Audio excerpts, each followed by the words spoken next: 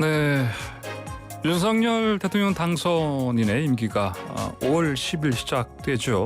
자, 그러면은 그동안에 윤석열 당선인이 후보 시절에 냈던 공약, 자, 이 공약을 얼마나 이거를 또 성취할 수 있을지, 또 이런 공약들을 통해서 차기 정부는 어떤 통치를 할지, 자, 총사진 조망해보는 새로운 코너입니다.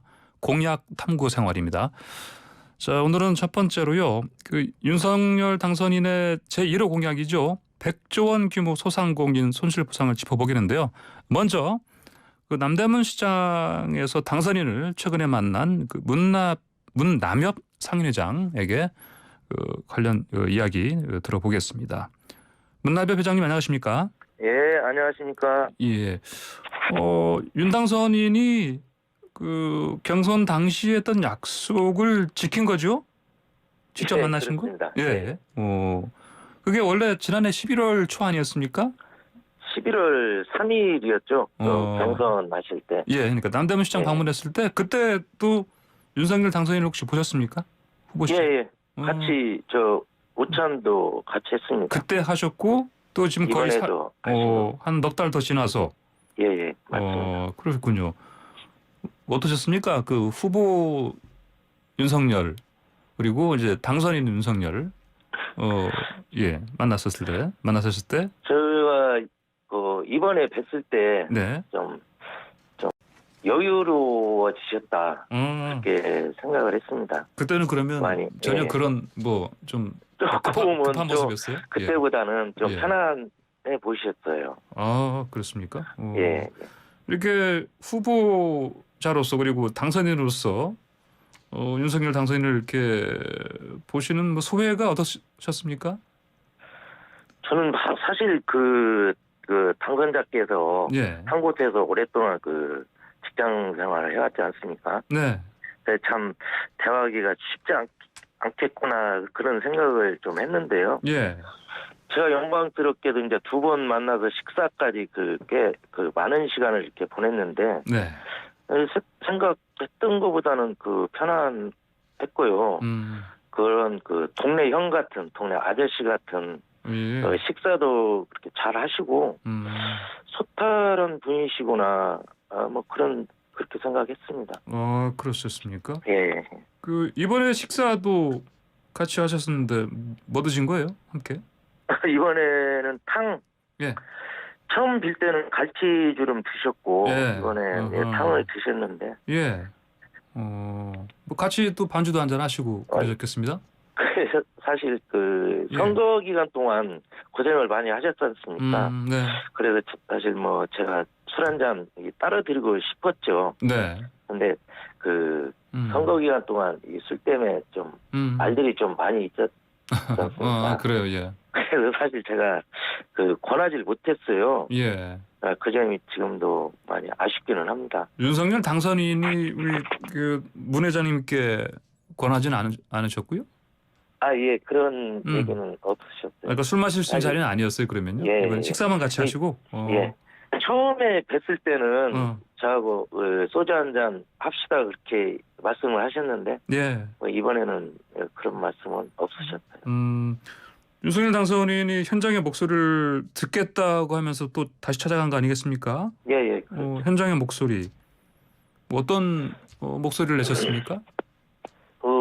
저희 남대문 시장에 대해서 예. 의외로 상황을 잘 알고 계셨어요. 저기 시장이 많이 여태 오래된 전통 있는 그런 시장으로서 예. 많이 낙후된 것도 잘 알고 계셨고요. 예.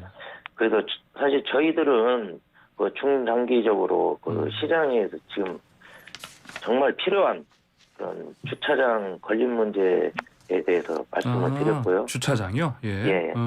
그리고 시장 내에 또 규제로 이렇게 묶여 있는 곳이 많이 있거든요. 예.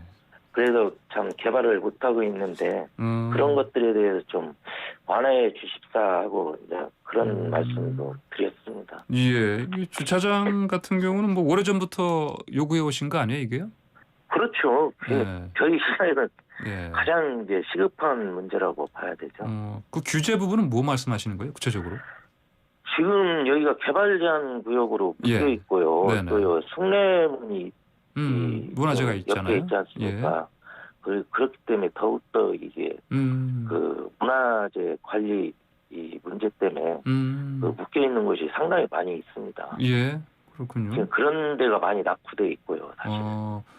그 숭례문 같은 경우는요, 문화재인데 문화재청에서 직접 관리하는 게 아니고 서울시에서 지금 관리하지 않습니까? 중구청. 아니 제가 지금 문화재청에서 아마 관리하고 있습니다. 불 화재 이후에 그래 됐나요 이게?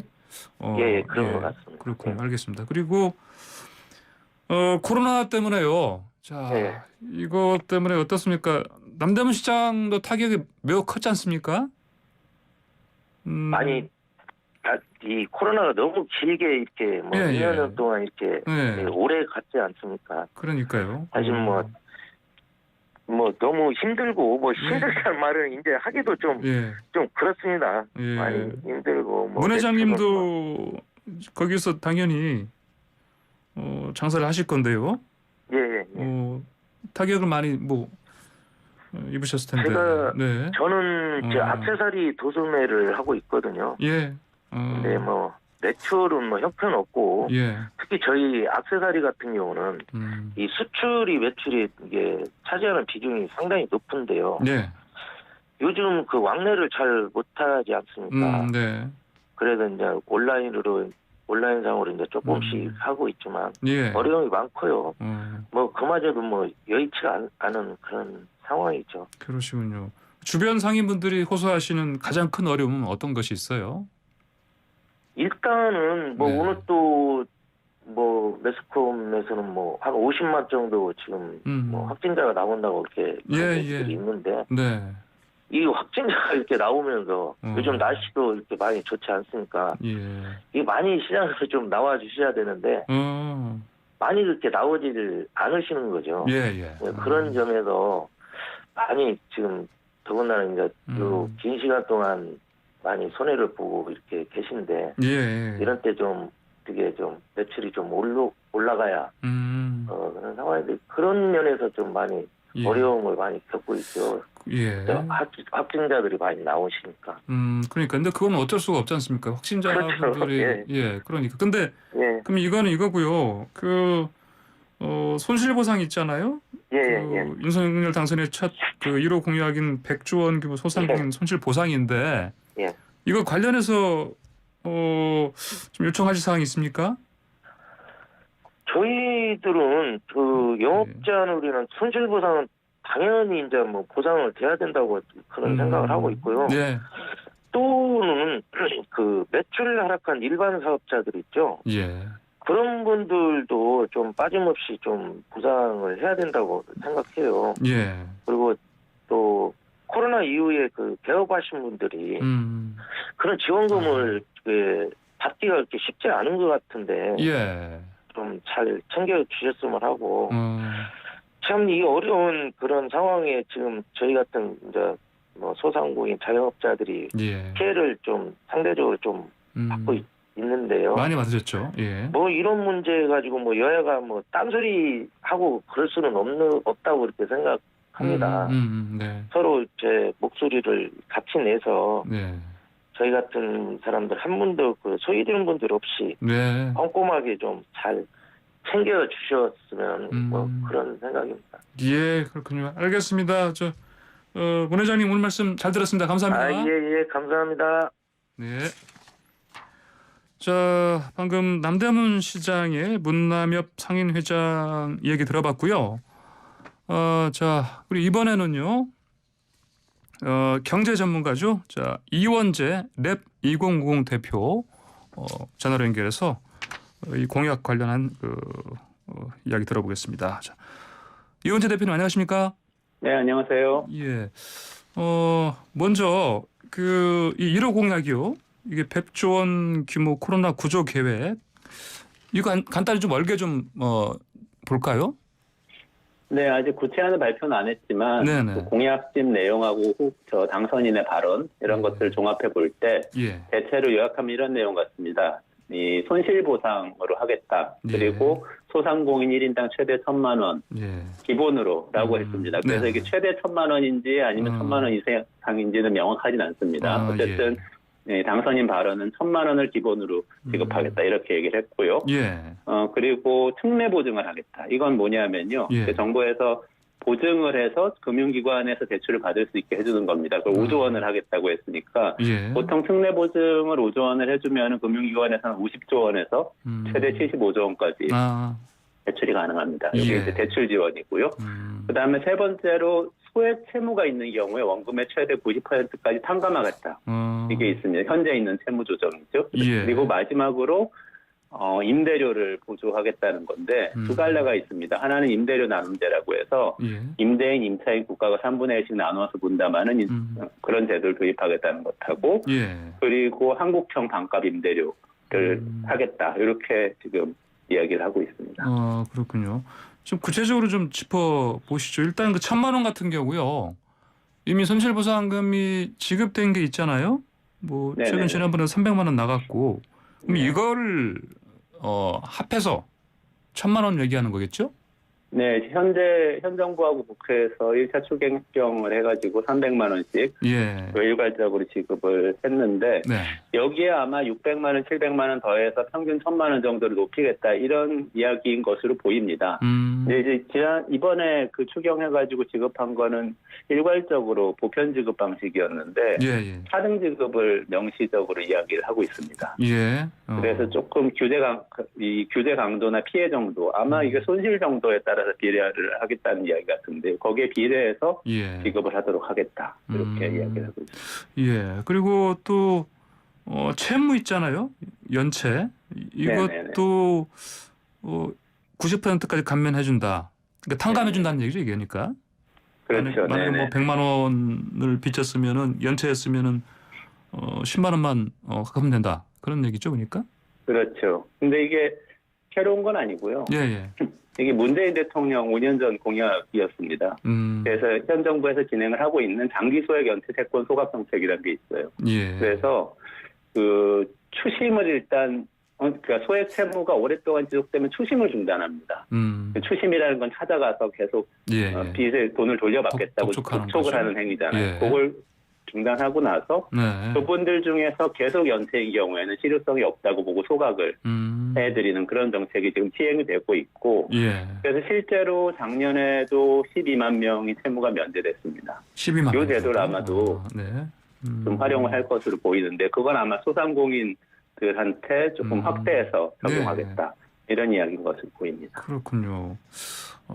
사실 그 어려움에 처한 소상공인분들 가운데 극단적인 선택을 하시는 분들이 사실 빚을 계속 많이 져서 근데 그걸 갚지 못하다가 그러신 분들도 좀 있잖아요.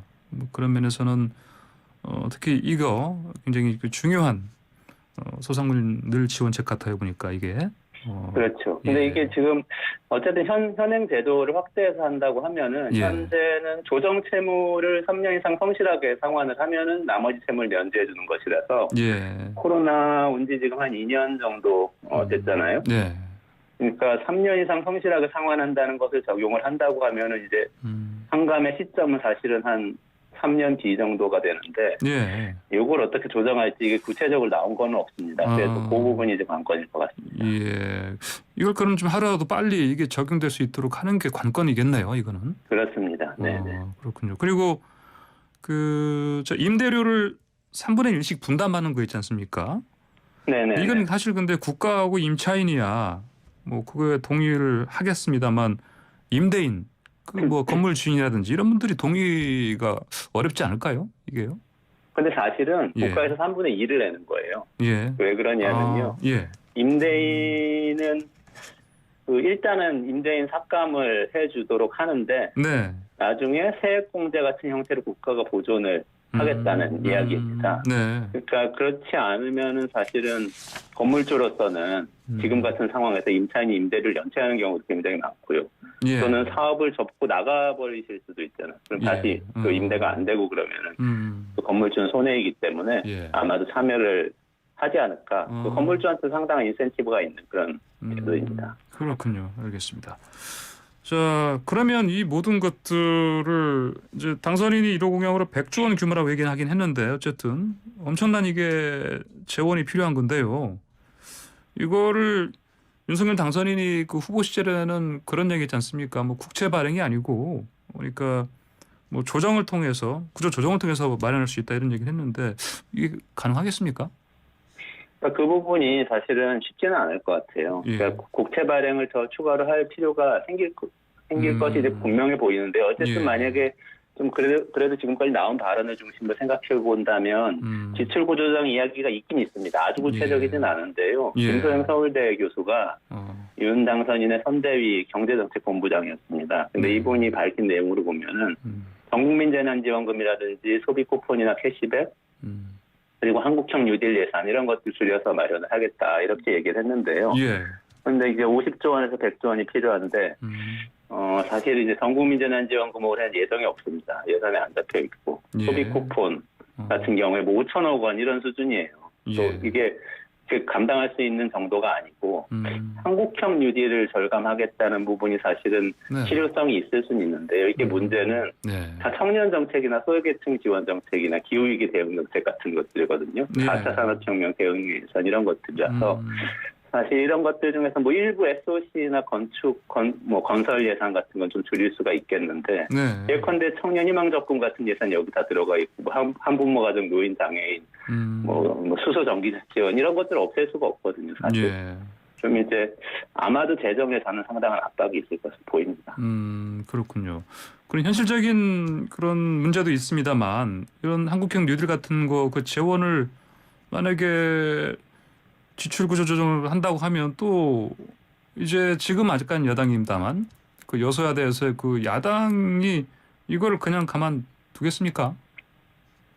아마 어려울 것으로 보고 야당의 문제뿐만 아니고 국민 설득이 어려울 것 같아요. 그러니까 지금 예를 들면 디지털 뉴딜만 하더라도 지금 인공지능 소프트웨어 이런 데 투자하는 예산인데 사실 윤석열 당선인과 특히 같이 이 연합했던 안철수 후보 인수위원장 같은 경우에도 이 부분 굉장히 강조를 했던 정책이거든요. 이 예산들을 크게 줄인다든지 또는 이게 여기 지역균형 예산이 굉장히 많습니다. 지역균형 예산 주로 부의경 시티 선도, 뭐 메가시티 선도 사업이라든지 뭐 각 지역의 발전을 위한 건데 지역 불균형이 지금 굉장히 심해지고 있잖아요.